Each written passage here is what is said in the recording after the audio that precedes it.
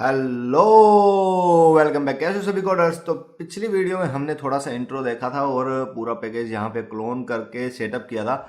आज की इस वीडियो में हम डायरेक्टरी स्ट्रक्चर को समझेंगे कि कैसा इसका डायरेक्टरी स्ट्रक्चर है, क्या फाइल है, कौन सी फाइल है, क्या काम कर रही है। ठीक है, वैसे थोड़ा बहुत मैंने पिछली वीडियो में आपको बता दिया था, लेकिन इस वीडियो में हम प्रॉपर तरीके से समझेंगे कि कौन सी चीज़ें हमारे क्या क्या काम कर रही है। ठीक है, तो यहाँ पे हमारे पास स्टार्टर पैकेज है जो कि हमने पिछली वीडियो में सेटअप किया था। तो अगर आपने पिछली वीडियो नहीं देखी है तो पहले उसको देख लीजिए, क्योंकि वहाँ पर पूरा मैंने आपको बताया कैसे आपको क्लोन करना है, कैसे आपको सारे चेंजेस करने हैं। ठीक है, बाकी वहाँ पर पैकेज के अंदर भी सारी चीज़ें लिखी हुई हैं। तो यहाँ पे अब हम बात करेंगे कि इसका डायरेक्टरी स्ट्रक्चर क्या है और कैसे कैसे ये सारी चीज़ें काम करती है। तो सबसे पहले इसके अंदर आप देख सकते हैं यहाँ पे गिट हब के नाम से एक डायरेक्टरी है, यानी एक फोल्डर है। तो यहाँ पे इसके बारे में हम बाद में बात करेंगे। मेन जो फाइल्स है हमारी यहाँ पे है SRC एक फोल्डर है, और दूसरा हमारा है टेस्ट फोल्डर। ठीक है, ये दो जो फोल्डर हैं वो हमारे सबसे ज़्यादा ज़रूरी हैं। और इसके बाद में हमारा एक फाइल है composer डॉट जेसन के नाम से, और एक हमारी फाइल है php unit डॉट xml के नाम से। ये जो फाइल्स हैं और ये फोल्डर हैं ये सबसे ज़्यादा ज़रूरी है किसी भी पैकेज को बनाने के लिए। ठीक है, उसके बाद में छोटी छोटी चीज़ें हैं जो कि हो सकती है आपको ऐड करनी पड़े, क्योंकि जब गिट हब के ऊपर आप उन कोड को लेके जाएंगे तो आपको कुछ अननेसेसरी फाइल्स को भी हटाना पड़ता है। और जैसे आप उसको पुश करेंगे तो आपको कुछ लाइसेंस वगैरह की भी रिक्वायरमेंट होती है, जैसे रीडमी एमडी फाइल की भी रिक्वायरमेंट होती है। तो उनके बारे में एक एक करके हम समझेंगे। ठीक है, तो सबसे पहले हम फाइल्स को लेके चलते हैं डायरेक्टली, पहले फोल्डर के बाद में हम इन चीज़ों को देखेंगे। तो सबसे पहले हमारे यहाँ पे पास है एडिटर डॉट कॉन्फिग के नाम से फाइल है। ठीक है, तो एडिटर डॉट कॉन्फिग के अंदर कुछ एक चीज़ें बताई गई है, जैसे कि रूट ट्रू एंड चार सेट और कुछ ऐसी चीज़ें इसके अंदर लिखी गई है। ठीक है, इसको डायरेक्टली आप एक्सेस कर सकते हैं editor config dot O R G के ऊपर। Editor config dot O R G, आप इसके ऊपर इसकी पूरी डिटेल देख सकते हैं। ये मेनली जब भी आपका कोई कोड पुल करता है तो उसको ये बताता है कि आपका जो एडिटर की कॉन्फ़िगरेशन कैसी होनी चाहिए। ठीक है, चाहे आप VS कोड यूज़ करते हो या PHP स्टॉर्म वगैरह यूज़ कर रहे हो, तो सेम यहाँ पे जो स्टाइलिंग है वही आपकी स्टाइलिंग यहाँ पे चलती जाएगी। ठीक है, तो मेन चीज़ यहाँ पे यही है और इसमें कुछ एक्स्ट्रा चीज़ें नहीं हैं। ठीक है, तो ये हमारा काम जो एडिटर कॉन्फ़िग का है वो आपको पता लग गया होगा। गिट एट्रीब्यूट ये हमारे गिट हब की तरफ से या गिट की तरफ से है, जो कि हमें एक्स्ट्रा एट्रीब्यूट प्रोवाइड करता है। तो बाकी की डिटेल आप यहाँ पे पढ़ सकते हैं, ज़्यादा इतनी नेसेसरी फाइल नहीं है ये, अगर आप रखना चाहें तो रख सकते हैं। ठीक है, इसके बाद में एक है गिट इग्नोर के नाम से। ये गिट इग्नोर की जो फाइल है ये काफ़ी ज़रूरी फाइल है। इसमें कुछ एक हमने यहाँ पे फोल्डर और फाइल्स रखी हुई है, जिसके अंदर आप देख सकते हैं यहाँ पे डॉट आइडिया के नाम से एक फोल्डर है। तो ये जो PHP स्टॉर्म मैं यूज़ कर रहा हूँ इसके अंदर ये ऑटोमेटिक एक फाइल फोल्डर बनता है। तो मैं इसको गिट पे नहीं लेके जाना चाहता, तो इसको यहाँ से मैंने रिमूव कर दिया है। ठीक है, .php.cs, तो ये हमारा जो कोड स्टाइल के लिए एक फाइल है, वो भी मेरे ख्याल से यहाँ पे मेरे को नहीं रखनी चाहिए थी। बाकी कैश वाली हम रख सकते हैं, PHP यूनिट रिजल्ट कैश रख सकते हैं, बिल्ट वाला सेक्शन रख सकते हैं, कंपोजर लोड हमें नहीं भेजनी है, coverage vendor dot env file ये हम नहीं सेंड करना चाहते जब भी हमारा कोड पुश होता है गिटहब पर। तो मैं एज्यूम करके चल रहा हूँ कि आपको गिटहब का पता है। अगर आपको नहीं पता है कि गिट कैसे काम करता है और गिटहब कैसे काम करते हैं, तो उसके बाद उसके लिए आप कमेंट बॉक्स में कमेंट कर सकते हैं। मैं उसके ऊपर एक थोड़ी सी सीरीज बना दूंगा, 4-5 वीडियो में आप क्लियरली समझ जाएंगे कि चीज़ें क्या है और कैसे ये सारी चीज़ें कर सकते हैं आप गिट और गिट हब की मदद से। ठीक है, तो यहाँ पे नेक्स्ट फाइल है हमारी changelog.md के नाम से। तो ये फाइल ज़रूरी है जब भी हमें कोई नया कोड हम पुश कर रहे हैं तो उस दौरान हमारा जो वर्जन है वो चेंज करना होता है, तो उसके लिए इसको यूज़ किया जाता है। तो मेनली ये आपको कुछ इस प्रकार दिखेगी जब भी आप इसको आउटपुट में देखेंगे। तो ये मार्कडाउन लैंग्वेज है जो कि यहाँ पे लिखी गई है, तो इसमें कुछ ज़्यादा समझने वाली बात है नहीं। तो यहाँ पे बेसिकली जो भी आपका वर्जन नंबर है उसकी डेट यहाँ पे लिख कर आप उसमें जो जो चेंजेस हुए हैं वो यहाँ पे लिख सकते हैं। अगर इनिशियल रिलीज है तो रिलीज मैसेज आप पास कर सकते हैं, और ये सारे चेंजेस, और प्लस यहाँ पर आप अपना पैकेज का नाम भी दे सकते हैं। ठीक है, तो ये changelog.md के नाम से फाइल है, ये रखनी ज़रूरी होती है ताकि कोई भी अगर आपका पैकेज यूज़ कर रहा है तो उसको पता हो कि पर्टिकुलर चेंजेस हुए क्या क्या हैं। ठीक है, और नेक्स्ट हमारी फाइल है composer डॉट जेसन। और ये आपको पता है, जब अगर आप PHP में काम कर चुके हैं तो इसके बारे में आपको पूरी पूरी जानकारी होगी। तो इसके अंदर हमारा जो फर्स्ट तो पैकेज नेम आएगा, सेकंड हमारी डिस्क्रिप्शन है, तीसरा हमारा MIT का लाइसेंस इसमें रखा हुआ है, ऑथर हमने रखा है यहाँ पे, और मल्टीपल ऑथर हो सकते हैं। अगर आपका एक से ज़्यादा ऑथर है तो आप डायरेक्टली इसको कॉपी पेस्ट कर लेते हैं इसको, तो इस तरीके से आप इसको रख सकते हैं। लेकिन अभी हाल फिलहाल में मैं एक ही ऑथर हूँ, तो यहाँ पर बाकी ये सारी चीज़ें आप देख सकते हैं, जैसे मिनिमम स्टेबिलिटी, डेव, और रिक्वायर वर्जन जो है PHP 7.4 है, तो कम से कम जहाँ पैकेज ये यूज़ होगा तो वहाँ पर इसको 7.4 से ग्रेटर या 7.4 होना चाहिए कम से कम, ठीक है। और रिक्वायर्ड डिपेंडेंसीज हैं जो हमारी, तो वो है यहाँ पे एक CS फिक्सर लगाया हमने, CSS फिक्सर नहीं sorry, PHP code style fixer है ये, जो कि आपके जो कोडिंग स्टाइल को फिक्स करता है। इसकी एक फ़ाइल है जो कि मैं बाद में इंपोर्ट कर दूंगा, शायद वो क्लोन के वक्त इंपोर्ट नहीं हुई है, ठीक है। तो यहाँ पर नेक्स्ट हमारे पास है PHP का एक पैकेज जो PHP यूनिट के नाम से है, और ये हमारा कोड को टेस्टिंग के लिए यूज़ किया जाता है। तो ये काफ़ी ज़रूरी है पैकेज, और इसी के थ्रू हम डायरेक्टली हमारे पैकेज को टेस्ट कर सकते हैं। नेक्स्ट हमने ऑटो लोड दिया है। ये सारे कंपोजर की सारी जो एट्रीब्यूट हैं वही हम यूज़ करें, जेसन फाइल है, और जेसन फाइल के अंदर ये सारे एट्रीब्यूट पास करके उनकी वैल्यूज़ वगैरह हमने यहाँ पे दी हुई है।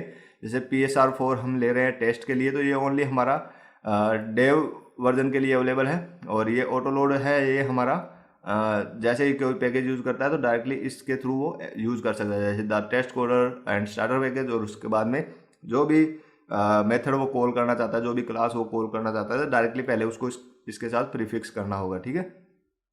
और इसके बाद में कुछ स्क्रिप्ट यहाँ पे बनाई गई है, जैसे कि टेस्ट। तो नॉर्मली जो टेस्ट हम यहाँ पे रख रहे हैं, ये आपका जो भी टेस्ट है यहाँ पे ये वाले सेक्शन है, इसके बारे में आगे हम समझेंगे। तो यहाँ पे डायरेक्टली जैसे कंपोजर टेस्ट लिखेंगे हम, कंपोजर PHP यूनिट लिखेंगे, PHP test composer test coverage लिखेंगे या फॉर्मेट लिखेंगे, तो ये वाली जो पर्टिकुलर कमांड है वो हमारी रन हो जाएगी। अभी के लिए हमने इसमें कंपोजर इंस्टॉल नहीं किया हुआ है, तो वेंडर वाला फोल्डर अभी अवेलेबल नहीं है।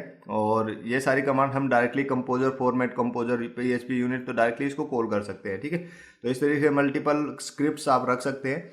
और इसके बाद में बात आती है कॉन्फ़िग की। तो कॉन्फ़िगरेशन इसमें दी गई है, और प्रेफर स्टेबल, भाई स्टेबल है या नहीं, तो डायरेक्टली ये एक फ्लैग होता है जब भी हम इसको यूज़ करते हैं, जैसे कि कंपोजर रिक्वायर माइनस या कुछ इस तरीके से आपकी जो कमांड है उसके साथ इसको यूज़ किया जा सकता है। तो ये कुछ चीज़ें हैं जो कि इसमें कंपोजर जेसन के अंदर आपको मिलेगी। तो मैं इनको क्लोज कर देता हूँ।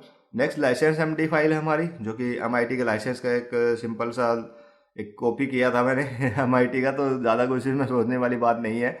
डायरेक्टली आपको यहाँ पे कॉपीराइट और अपना ईमेल आईडी देना है, तो ये ज़्यादातर कॉपीड ही रहता है MIT वाला लाइसेंस। इसको इतना बड़ा लिखने की जरूरत नहीं है, क्योंकि इतने लीगल वाले चीज़ें मुझे भी नहीं पता है, ठीक है। तो MIT का लाइसेंस ये मैंने डायरेक्टली कॉपी किया था, सिंपल सी बात है।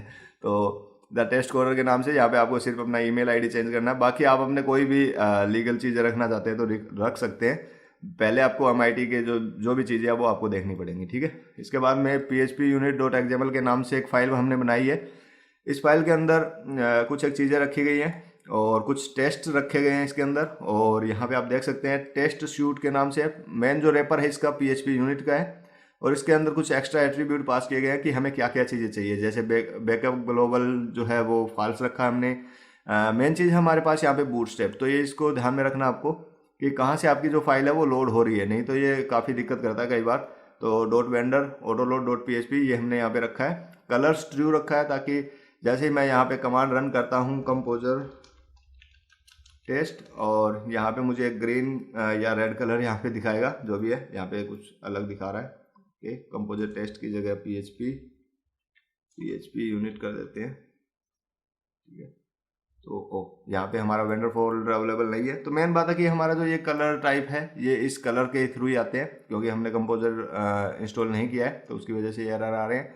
कन्वर्ट एरर टू एक्सेप्शन, भाई जो एरर है उसको कन्वर्ट करना है एक्सेप्शन में, तो इस तरीके की सारी चीज़ें यहाँ पे रखी गई हैं, ठीक है।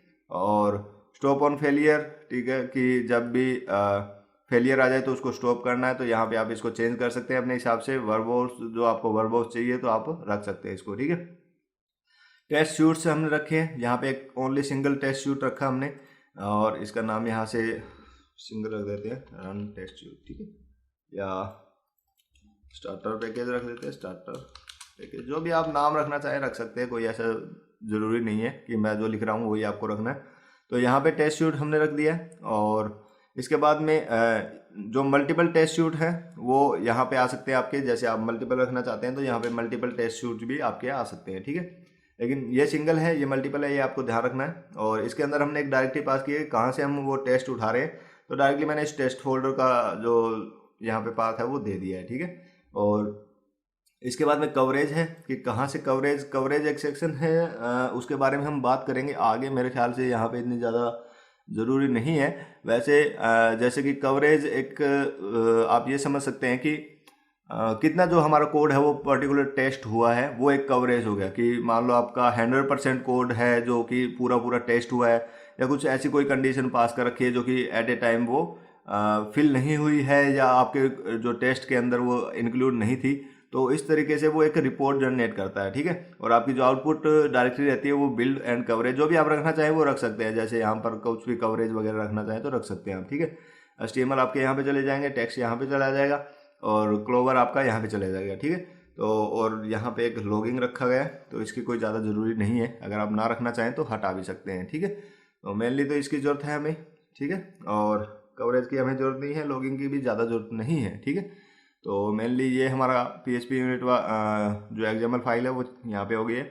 अब readme.md की बात आती है, तो readme.md जो फाइल है हमारी, डायरेक्टली अगर मैं इसको पुश करता हूँ अपने गिटहब के ऊपर, तो जो मुझे यहाँ पे नीचे डिस्क्रिप्शन दिखाता है कोई किसी भी प्रोजेक्ट की या किसी भी पैकेज की, या तो कुछ भी प्रोजेक्ट हमने अपलोड किया है, तो वहाँ पर readme.md के अंदर जो भी कंटेंट होता है वो डायरेक्टली हमें यहाँ पे शो हो जाता है। तो इसके लिए readme.md फाइल रखी जाती है, ठीक है। और ये जैसे कि MD है तो मार्कडाउन फाइल है, नॉर्मल सी बात है। और यहाँ पे मैंने कुछ चीज़ें भी लिखी हुई हैं, तो इनको आप बाद में रिमूव भी कर सकते हैं, डायरेक्टली इंस्टॉलेशन पे रख सकते हैं इसको। और यहाँ पे लगभग ये कंप्लीट हो गया है। अब हम डायरेक्टली चलते हैं SRC के ऊपर। तो SRC के अंदर आपकी मेन जो फाइल्स हैं वो आएंगी, जैसे कि अगर आप कोई पैकेज बना रहे हैं किसी चीज़ के ऊपर, तो उसकी जितने भी फाइल्स आपको लिखनी है PHP के अंदर वो आप यहाँ पे रख सकते हैं, ठीक है। तो यहाँ पे सारी की सारी आपकी फाइल्स आ जाएंगी जो कि नॉर्मली जिस पे आपको काम करना है, ठीक है। नेक्स्ट फोल्डर हमारा टेस्ट के नाम से, तो यहाँ पे सारे के सारे टेस्ट फोल्डर टेस्ट फाइल्स आएंगी, जो कि इस पर्टिकुलर जो भी आपने फाइल बनाई है, आपका जो कोड है उसको आपको टेस्ट करना है, ठीक है। ये बेसिकली पूरा जो चैप्टर है ये टेस्टिंग के ऊपर नहीं है, तो ये मेनली हमारा जो काम है, हम देखना चाहते हैं कि कैसे एक पैकेज बना सकते हैं हम, ठीक है। तो टेस्टिंग वाले सेक्शन की मैं ज़्यादा बात नहीं करूँगा कि इसमें हमें क्या करना है क्या नहीं करना है, ठीक है। तो लेकिन अगर आपको रिक्वायरमेंट है कि आप जानना चाहते हैं कि टेस्ट कैसे काम करते हैं, तो मैं इसके बारे में भी एक वीडियो बना सकता हूँ, ठीक है। लेकिन अभी के लिए नहीं, क्योंकि हम जो चीज़ करना चाह रहे हैं वो मेनली है हमारा कि कैसे हम पैकेज बिल्ड कर सकते हैं, ठीक है। और यहाँ पे जैसे डायरेक्टली हमने एक कोड रखा है, तो इस कोड के अंदर हम कुछ भी रखना चाहें तो वो उसको हम डायरेक्टली यहाँ पे टेस्ट करेंगे कि हमारा वो कोड पर्टिकुलर कोड रन हो रहा है या नहीं, या जो हमें डिज़ायर आउटपुट चाहिए वो डिज़ायर आउटपुट हमें मिल रही है या नहीं। तो उस कोड को टेस्ट करने के बाद में ही हम उस कोड को डायरेक्टली पुश करेंगे हमारे गिटहब के ऊपर, ठीक है। तो यहाँ पे हमारा जो पूरा कोड आ जाएगा, ठीक है। तो इस तरीके से हमें एक पूरा ये स्ट्रक्चर इसका समझ लिया है कि जो मेन हमें स्ट्रक्चर चाहिए वो कौन सा होना चाहिए, ठीक है। अब हमारे पास लास्ट फोल्डर बचता है .github के नाम से, ठीक है। तो यहाँ पे गिटहब के अंदर कुछ 2 फोल्डर और 3 कुछ फाइल रखी गई है। तो इन फोल्डर से पहले इन फाइल के बारे में बात करते हैं। तो यहाँ पे security.md के नाम से एक फाइल रखी गई है।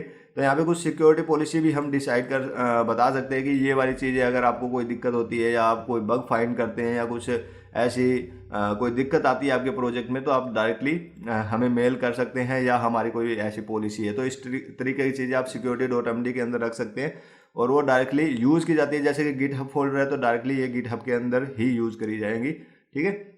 जैसे कि आपको कोई क्लाइंट है जो यूज़ कर रहा है इसको, या आपके कोई यूज़र्स हैं जो इस पैकेज को यूज़ कर रहे हैं, उनको कुछ बग दिखता है या कुछ ऐसी चीज़ें दिखती हैं, तो वो डायरेक्टली आपको मेल कर सकते हैं। अगर उनको ये चीज़ नहीं पता है कि कैसे कोड करना है या कैसे लिखना है, तो वो ये चीज़ें आपको बता सकते हैं, ठीक है। और नेक्स्ट है फंडिंग के अंदर 2 चीज़ें यहाँ पे दी गई हैं, गिटहब और कस्टम। तो कस्टम के अंदर आप URL पास कर सकते हैं, और यहाँ पे आप आपका जो गिटहब का यूज़र नेम है वो आप पास कर सकते हैं। तो ये बेसिकली फंडिंग के लिए, जैसे कि मतलब अगर आपको कोई फंड करना चाहता है तो आप फंडिंग यूज़ कर सकते हैं यहाँ पे डायरेक्टली। और यहाँ पे आप देख सकते हैं कि कौन कौन आपको फंडिंग कर रहा है। मेरे ख्याल से इसमें कुछ लिखा होगा ज़रूर। ओके, यहाँ पे एक स्पॉन्सर वाला जो सेक्शन है वो यहाँ पे आ जाएगा। प्लस यहाँ पे एक कंट्रीब्यूटिंग के नाम से है, तो यहाँ पे अगर कोई बंदा आपका कोड में कंट्रीब्यूट करना चाहता है तो डायरेक्टली आपको यहाँ पे कुछ एक चीज़ें देख सकते हैं आप इसको। यहाँ पे देख सकते हैं कि इसका प्रोसेस क्या है, कि कैसे पुल रिक्वेस्ट करनी है और रिक्वायरमेंट क्या क्या है यहाँ पे। एंड यहाँ पे आप देख सकते हैं कोड ऑफ कंडक्ट वगैरह की क्या स्टैंडर्ड होना चाहिए, क्या चीज़ें हैं, क्या रिस्पॉन्सिबिलिटीज़ है हमारी और ऐसी सारी चीज़ें। तो यहाँ पे जैसे ईमेल आईडी वगैरह आपको थोड़ी सी चेंज करनी थी, बाकी कुछ ऐसा नहीं है इसमें। तो मेनली बस थोड़े से चेंजेस हैं वो करके आप डायरेक्टली इसको यूज़ कर सकते हैं। मेनली ये उन बंदों के लिए जो कि पुल रिक्वेस्ट डालना चाहते हैं या आपके कोड में उन्होंने कुछ चेंजेस किए हैं, तो उनके लिए रिक्वायरमेंट हम दे सकते हैं कि आपको ये चीज़ें करनी ज़रूरी है ताकि हम उसको डायरेक्टली चेक कर सकें। तो यहाँ पे उसके बारे में कुछ लिखा हुआ है, ठीक है, कंट्रीब्यूटिंग के लिए। मेन चीज़ है हमारी वर्क फ्लो, ठीक है। वर्क फ्लो फोल्डर के अंदर सिर्फ एक ही फाइल रखी है मैंने अभी के लिए, test.yml। तो यहाँ पे आप एक चीज़ देख सकते हैं, GitHub एक्शन के नाम से एक फाइल है, सॉरी एक्शंस के नाम से एक मेन्यू आपको मिलेगा यहाँ पे। तो यहाँ पे जैसे मैं इसके ऊपर क्लिक करूँगा तो मुझे यहाँ पे जो पीछे मैंने जितने भी कमिट किए हैं तो हर एक कमिट के ऊपर मेरा क्या है, मेरा कोड चेक होता है, ठीक है। तो वो कोड इसके थ्रू चेक होता है क्योंकि हमने यहाँ पे एक एक्शन डिफाइन किया हुआ है, ठीक है। उस एक्शन के थ्रू यहाँ पर पूरा मेरा कोड चेक होगा। और इसके बाद में आप यहाँ पे कोड के अंदर देखेंगे तो यहाँ पे आपको एक ग्रीन टिक मार्क मिलेगा। इसका मतलब है कि ये जो वाला जो कोड है वो प्योरली टेस्टेड है, ठीक है। ये आप दोनों पे रख सकते हैं, जो भी आपकी पुल रिक्वेस्ट है उसके ऊपर भी रख सकते हैं और आपकी जो पुश रिक्वेस्ट है उसके ऊपर भी रख सकते हैं, ठीक है। तो यहाँ पे आप देख सकते हैं, यहाँ पे मैंने जो नाम रखा है वो टेस्ट है और वही आपको यहाँ पे मिल जाएगा। एक्शंस के ऊपर हम जाएंगे तो यहाँ पे सेम नाम आपको ये दिखेगा। और इसके बाद में यहाँ पे आप ऑन वाला सेक्शन देख सकते हैं कि कब कब हमें ये वाला एक्शन रन करना है। तो आप देख सकते हैं यहाँ पे पुश एंड पुल दोनों रिक्वेस्ट के ऊपर हम इसको रन कर रहे हैं। तो यहाँ पे इसकी जॉब क्या है, इस एक्शन की जॉब क्या है, यहाँ पे इसको हमने बता दिया टेस्ट रन करने हैं आपको matrix.os, ठीक है। तो यहाँ पे एक स्ट्रेटजी हमने डिफाइन की हुई है कि ऑपरेटिंग सिस्टम है जो कि यूबुंटू लेटेस्ट हो और PHP का वर्जन हो 7.4। तो यहाँ पे जो OS है डायरेक्टली यहाँ पे मैट्रिक्स का OS चलेगा आपका यूबुंटू लेटेस्ट, ठीक है। तो अगर मैं इसको ओपन करूँ यहाँ से तो आप देख सकते हैं यहाँ पे सेम वही चीज़ें यहाँ पे रन होती है जैसे कि यूबुंटू लेटेस्ट, ठीक है। तो यहाँ पे रन हो गया हमारा ये। और स्टेबिलिटी ये जैसे हमने यहाँ पे 2 रखी है तो यहाँ पे 1 2 और ये 3, ठीक है। मतलब एक ये और प्लस ये, ठीक है। और फिर दोबारा से ये और ये, मतलब 2 टाइम्स हमारा टेस्ट रन होगा इस स्ट्रेटजी के थ्रू, ठीक है। सॉरी मेरी थोड़ी सी इंग्लिश ख़राब है। तो यहाँ पर मेनली अगर हम रखते हैं 8.0, ठीक है। तो अभी हमारा जो कोड है यहाँ पे 4 टाइम्स हो जाएगा, जैसे 1 1 2 एंड फिर हमारा 2 बार फिर से रन होगा 1 2, ठीक है। तो यहाँ पे टोटल 4 बार हमारा कोड रन होगा। तो इस तरीके से हमारा कोड जितने भी हम रखते जाएंगे उसके मल्टीपल यहाँ पे चलता जाएगा। अगर हम विंडोज़ के भी रखना चाहते हैं तो विंडोज़ लेटेस्ट हम रख सकते हैं, ठीक है। तो मल्टीपल OS भी हम इसमें रख सकते हैं। तो यहाँ पे ये सारी चीज़ें आप इसमें कर सकते हैं। और यहाँ पे अब बात आती है नेम की, ठीक है। तो यहाँ पे नेम यहाँ पे रखा गया कि जो टेस्ट का यहाँ पे नेम दिखाना चाहिए, एक्शन का जो जॉब नेम है वो यहाँ पे आपका आ जाएगा, जैसे PHP 7.4 and prefer lowest and Ubuntu latest, ठीक है। वही सेम चीज़ें यहाँ पे रखी गई है। जैसे ये डायरेक्टली मैट्रिक्स से उठाएगा कि कौन सा PHP वर्जन है, तो मैं इसको P की जगह PHP कर देता हूँ, ठीक है। तो ये बेसिकली थोड़ा सा सही लगेगा हमें कि PHP 7.4 है ये और prefer lowest and Ubuntu latest के अंदर ये चल रहा है, ठीक है। तो यहाँ पे ये सारी चीज़ें आप अपने हिसाब से भी नाम रख सकते हैं, वो आप पर डिपेंड है। इसके बाद में हमने चेकआउट कोड रखा है यहाँ पे। उसके बाद में हमने PHP का सेटअप किया है यहाँ पे, जैसे कि कुछ PHP वर्जन, जो भी PHP वर्जन आप यहाँ पे रखना चाहते हैं वो रख सकते हैं, ठीक है। और यहाँ पे PHP वर्जन हमारा इंस्टॉल हो जाएगा। जैसे ये सेटअप होगा तो ये PHP का वर्जन यहाँ पे लोड हो जाएगा और उसके साथ में कुछ एक्सटेंशन यहाँ पे लोड हो जाएंगे। इसके बाद में नेक्स्ट वाला जो हमारा सेटअप है स्टेप है वो है इंस्टॉल करना डिपेंडेंसी को। इसके बाद में डायरेक्टली उसको हम रन करेंगे, जो कि डायरेक्टली कंपोजर की कमांड है, सिंपल वही चीज़ है, कुछ एक्स्ट्रा इसमें है नहीं। इसके बाद में हम डायरेक्टली यहाँ पे एक रन कर रहे हैं, टेस्ट रन कर रहे हैं। तो यहाँ पे आप देख सकते हैं कंपोजर रन स्क्रिप्ट एंड इसके बाद में PHP यूनिट, और ये डायरेक्टली हमारा आ रहा है कंपोजर फाइल से। तो यहाँ से हमारा जो PHP यूनिट है वो यहाँ से उठ के आ रहा है। तो इस तरीके से हम इसको डायरेक्टली रन कर सकते हैं। इसको मैं थोड़ा और भी मॉडिफाई करूँगा ताकि इसको विंडो के ऊपर भी हम टेस्ट कर सकें, ठीक है। तो बाकी आप बता सकते हैं कि कौन कौन से OS है जिसके ऊपर डायरेक्टली इसको टेस्ट किया जाना चाहिए, जैसे CentOS वगैरह, जो भी आपके ऑपरेटिंग सिस्टम आप चाहें उन पर मैं इसको ट्राई करूँगा कि वो सारी चीज़ें यहाँ पे अवेलेबल हो, क्योंकि गिटहब के जो एक्शंस है वो इसीलिए यूज़फुल है। आप यहाँ पे देख सकते हैं कि डायरेक्टली यहाँ पर जो लेटेस्ट वर्जन है इसके अंदर हमने जो फर्स्ट यहाँ पे टेस्ट रन किया था, तो यहाँ पे ये सारी चीज़ें आप देख सकते हैं। जैसे रन टेस्ट शूट के ऊपर मैं क्लिक करूँगा यहाँ से, तो आप देख सकते हैं यहाँ पे हमारा जो टेस्ट यहाँ पे रन हुआ है। और इसके बाद में यहाँ पे इसने देखा कि एक टेस्ट था और एक असर्टेशन थी जो कि यहाँ पे सक्सेसफुली कंप्लीट हुई है। आप देख सकते हैं ओके भी यहाँ पे लिखा हुआ है। तो ये जो चीज़ें थी ये हमारी पूरी टेस्ट और इसके बारे में हमें पता लग गया है। अब बात आती है इशू टेम्पलेट की। इशू इन द मीन्स जो भी कोई बग्स आते हैं, जो कोई फीचर की रिक्वेस्ट आती है, तो उसके लिए ये आपकी टेम्पलेट रखे गए हैं और ये डायरेक्टली आपको यहाँ पे दिखेंगे। जैसे इशू का सेक्शन है यहाँ पे आप देख सकते हैं। तो यहाँ पे जैसे ही कोई नया इशू यहाँ पे क्रिएट करते हैं तो आपको यहाँ पे 3-4 ऑप्शन दिखाई देंगे। जैसे एक ये वाला जो सिक्योरिटी पॉलिसी के थ्रू आ रहा है, तो यहाँ पे व्यू पॉलिसी चेक कर सकते हैं। तो ये मेन 3 ऑप्शन है जो कि यहाँ पे हमने इशू टेम्पलेट के अंदर रखे हैं। और सेम जैसे ही मैं इसके ऊपर क्लिक करता हूँ गेट स्टार्टेड के ऊपर, तो यहाँ पे वो मुझे बताएगा कि आपको क्या क्या चीज़ें डिस्क्राइब करनी है, जैसे गो टू ये समथिंग वगैरह वगैरह, जो भी आपको चीज़ें प्रोवाइड करनी है तो वो यहाँ पे पहले ही लिखाई आ जाएगी। तो इसके लिए इशू टेम्पलेट रखे जाते हैं कि अगर कोई बंदा नया फीचर मांग रहा है या कोई कस्टम कोई इशू टेम्पलेट है या कस्टम कोई इशू है या फिर कोई फीचर की रिक्वेस्ट कर रहा है या कोई बग की रिक्वेस्ट कर रहा है, तो बग की रिपोर्ट कर रहा है, तो यहाँ पे उस चीज़ के लिए वो डायरेक्टली इन पे क्लिक कर सकता है, ठीक है। तो ये सारी चीज़ें इसमें रखी गई हैं। बाकी सिक्योरिटी MD के लिए यहाँ पे एक सिक्योरिटी टैब के नाम से भी है, तो यहाँ पे आप देख सकते हैं ये सारी चीज़ें, ठीक है। और मेरे ख्याल से सिक्योरिटी वाला तो आपको नहीं दिखाएगा, एक सेकेंड इसको चेक कर लेते हैं। और बाकी सारी चीज़ें लगभग आपको पता लग गई है। और यहाँ पे ओपन हो जा मेरे भाई, ठीक है, हाँ दिखाता है। तो यहाँ पे वही सारी चीज़ें आपको दिखाएगा, जैसे इशू, पुल रिक्वेस्ट हो गई, एक्शंस हो गई। जैसे कि एक्शन अगर कोई देखना चाहे तो डायरेक्टली यहाँ पे एक्शन देख सकता है कि हाँ पीछे के जितने भी टेस्ट हैं इन्होंने क्लियर किए हुए हैं, ठीक है। और ऑन पोस्ट रिक्वेस्ट ये चले हैं, ठीक है। तो इस तरीके से ये सारी चीज़ें देख सकते हैं। और इसके अलावा इसके अंदर इनसाइट वगैरह भी आप चेक कर सकते हैं, वो आप पर डिपेंड है, ठीक है। तो यहाँ पर मेनली जो हमारा काम था कि हम एक डायरेक्टरी स्ट्रक्चर को समझें। तो बेसिकली हमने ये सारा डायरेक्टरी स्ट्रक्चर समझ लिया है। मेरे ख्याल से आपको क्लियर हो गया होगा। जितना मैं इजी समझा सकता था आपको, मैंने उतना ही इजी, जैसा कि मैं खुद समझने की कोशिश करता हूँ वैसा मैंने आपको समझाने की कोशिश की है। फिर भी अगर आपको कोई कन्फ्यूजन होती है तो कमेंट बॉक्स में कमेंट करके पूछ सकते हैं, या फिर आप हमारे डिस्कॉर्ड सर्वर पर भी डायरेक्ट मैसेज कर सकते हैं। यहाँ पे हमने द टेस्ट कोडर के नाम से एक सर्वर बनाया हुआ है, यहाँ पे आप ज्वाइन हो सकते हैं। नीचे डिस्क्रिप्शन में आपको इसका लिंक मिल जाएगा, वहाँ से आप डायरेक्टली ज्वाइन हो जाएंगे। यहाँ पे आपकी जो भी आपको अकाउंट बनाना है वो सिंपल अकाउंट बन जाएगा। तो यहाँ पे आप अगर कोई भी कन्फ्यूजन है PHP के रिगार्डिंग या कोई भी यहाँ पे टेक्स्ट चैनल्स देख सकते हैं आप, अगर इनके रिगार्डिंग भी आपको कोई दिक्कत आती है तो आप यहाँ पे डायरेक्टली हमसे बात कर सकते हैं, ठीक है। तो ये हमारी वीडियो थी डायरेक्टरी स्ट्रक्चर के बारे में। तो आज की वीडियो में बस इतना ही। कोडिंग करते रहिए, मज़े में रहिए, तब तक के लिए बाय बाय।